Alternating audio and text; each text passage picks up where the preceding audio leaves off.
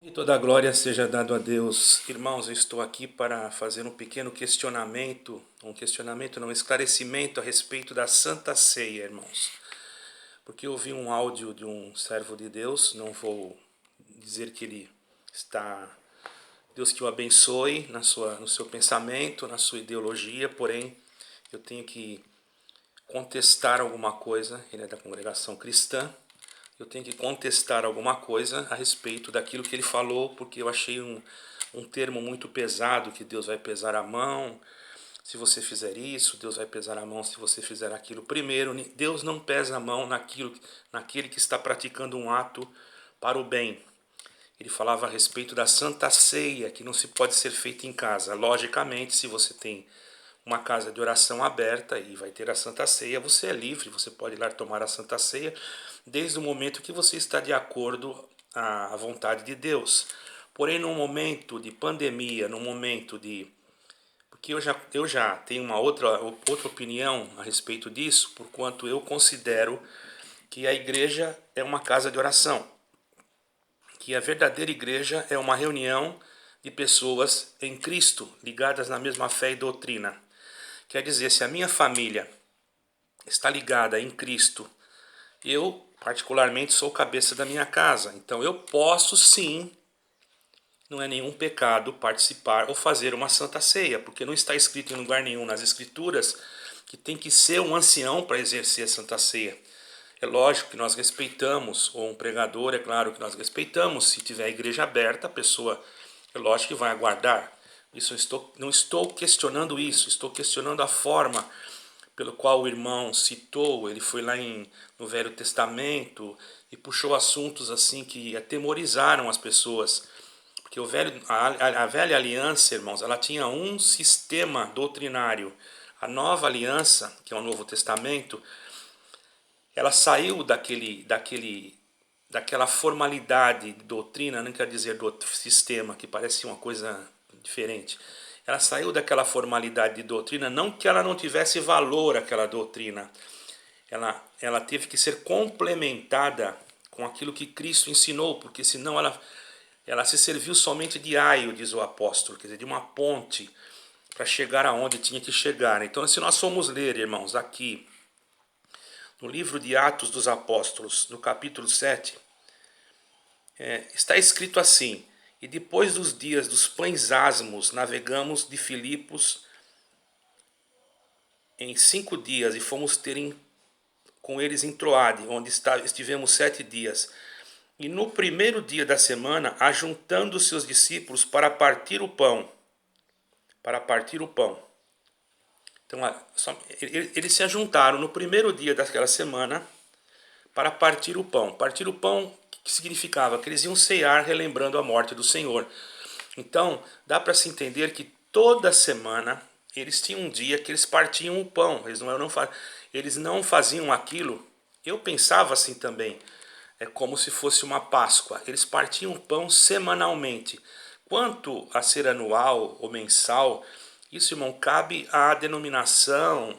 Não, isso não vai, como dizer assim, fazer uma coisa banalizar. E também não é nenhum pecado. Eu achava também que era, porque eu estava debaixo de uma liturgia que me ensinou assim. Porém, agora eu entendo que, vou agora passar um texto aqui para vocês que também é necessário, irmãos. Jesus ensinou que o significado da Santa Ceia, irmãos, aos seus seguidores era para que lembrassem sua morte na cruz. Isso está escrito em 26 de Mateus, capítulo 20, versículo 26, 29. E depois, a igreja primitiva e as instruções apostólicas, nós encontramos várias referências que mostram que os primeiros cristãos levaram a sério esse ensinamento. Os atos de partir o pão e beber o cálice para lembrar o corpo e o sangue do Senhor Jesus faziam parte e prática das igrejas desde o primeiro século. E no primeiro século não tinha ancião, irmãos, ainda não tinham sido colocados os anciães. O apóstolo Paulo foi ordenando ancião depois. Vejamos que Paulo não vem em seguida do Senhor Jesus. Ainda demorou para Paulo vir, para aparecer Paulo no conjunto dos apóstolos. Paulo veio depois, ele foi tido como um apóstolo abortivo, que ele nasceu lá na estrada que ia para Damasco, que o Senhor falou com ele. A ceia do Senhor é um ato de comunhão, irmãos, com o Senhor, comunhão com o Senhor e com aqueles que nos amam e com aqueles que fazem parte da nossa família e com a igreja também, que são um grupo de pessoas, não é paredes, não é denominações. Então, se você fazer uma ceia na sua casa, você que é o varão da casa, talvez você não saiba, até hoje, irmãos, se nós formos olhar para o lado judaico-cristão, nós vamos observar por que aqueles judeus usam o kippah, porque já não tem mais sacerdote, isso eu estou falando do judaísmo. Então cada varão da sua casa é responsável, é como sacerdote da sua casa. Isso no judaísmo. Nós não estamos no judaísmo, porém, de acordo à necessidade, nós podemos ver que a ceia do Senhor é um ato de comunhão. Os comentários de Paulo esclarecem vários fatos importantes. Ele destaca a ceia como algo especial do Senhor. Lá em 1 Coríntios, capítulo 10,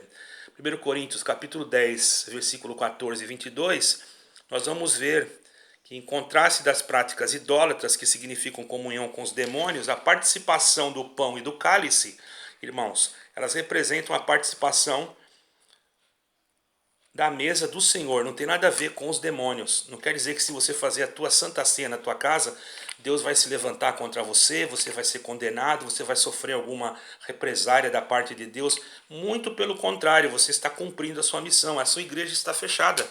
Você não é obrigado a esperar abrir. E se a igreja não abrir nunca mais, você nunca mais vai tomar Santa Ceia, você vai ter que chamar o ancião na sua casa para fazer a Santa Ceia.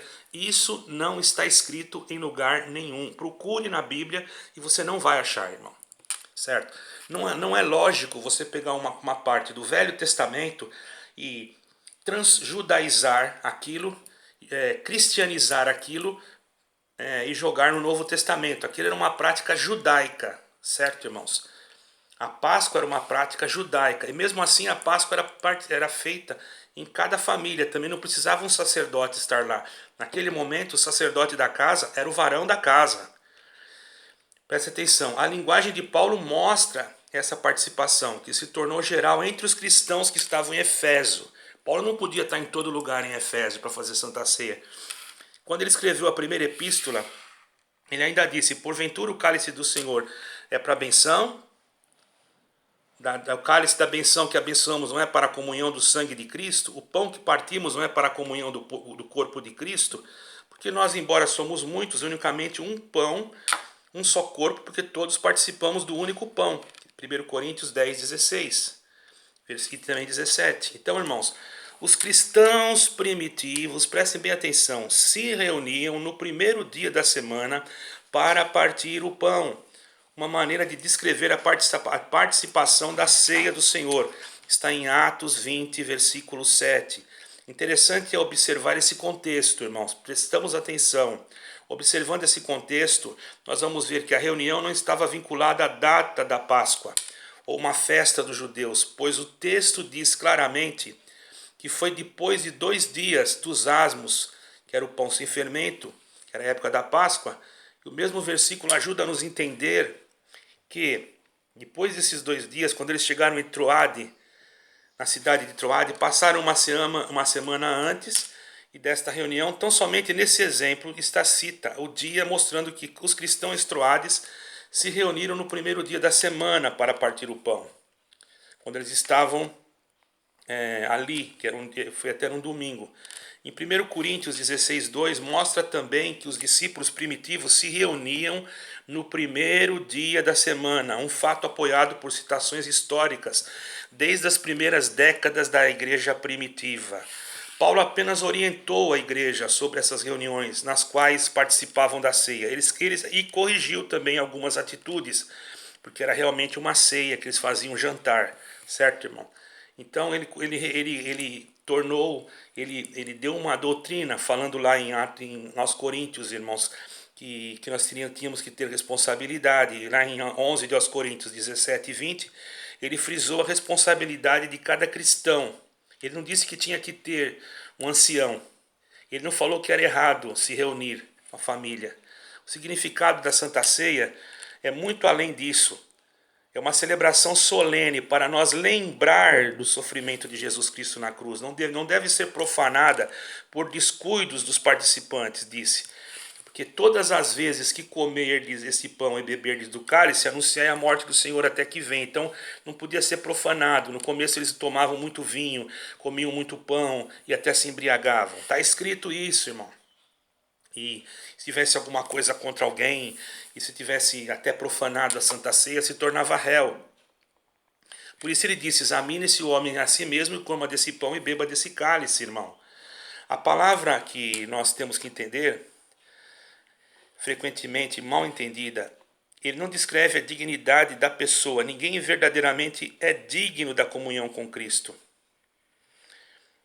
Mas a maneira digna de lembrar a morte de Cristo, a pessoa que não leva a sério a ceia do Senhor, brinca com o sacrifício de Jesus e se condena por não discernir o corpo do Senhor. Os irmãos estão entendendo, irmãos? Então, meditar na morte de Jesus Cristo mostrou também uma diferença importante entre a ceia do Senhor, que foi tomada na reunião da igreja, na época, como uma refeição, certo, irmão? Comum. E isso, então, foram tomadas nas casas particulares dos cristãos. 1 Coríntios 11, 22. Nas casas particulares dos cristãos. Está escrito aqui. Lê lá, irmãos. 11 de Coríntios 20 e 22. A ceia do Senhor é uma simples e mais profunda declaração de fé dos cristãos na eficácia do sacrifício de Jesus, na certeza da salvação que ele oferece. Por isso ele oferece para nós, irmão, a oportunidade de celebrarmos a ceia e anunciarmos a morte do Senhor até que venha. 1 Coríntios 11, 26. Então as primeiras santas ceias sempre foram realizadas nas casas dos cristãos. Essa ideologia de dizer que tem que ser o ancião, que se você não fazer com o ancião, você está colocando a mão na obra de Deus, isso é coisa do Velho Testamento. Porque no Velho Testamento existiam outras regras, outra formalidade de doutrina. Nós não podemos misturar o judaísmo com o cristianismo. Nós respeitamos o judaísmo, porém, irmão, você é livre, você é dono da sua casa, você é varão. Se você pegar o pão, reunir a sua família, orar pelo pão, orar pelo cálice, Deus não vai te condenar por isso. Quem pregou isso para você não está entendendo o que está escrito e deve ouvir esse vídeo, principalmente alguns irmãos da CCB, devem ouvir esse vídeo e procurar nas escrituras o que é que está escrito. Por favor, irmãos, deixe a Irmandade livre. Eles querem participar da Santa Ceia nas casas deles. Agora, a intenção de que você, líder, queira que todos participem na sua comunidade é porque você quer uma nomenclatura, você quer um número. Vejamos que, não vou falar de outras denominações, porque eu não pertenci, mas eu conheço a Assembleia, por exemplo. Ela não marca o número de membros que tomaram a Santa Ceia, e apenas ela marca os que foram batizados, porque ela tem uma carteirinha de membros, para que a membresia possa também opinar, como se fosse uma carta. Eles têm assim, mas eles não marcam. Se tiver 500 pessoas, 1000 pessoas, 2000 pessoas, eles não vão lá contar quantos que tomou a Santa Ceia. Por que vocês fazem isso?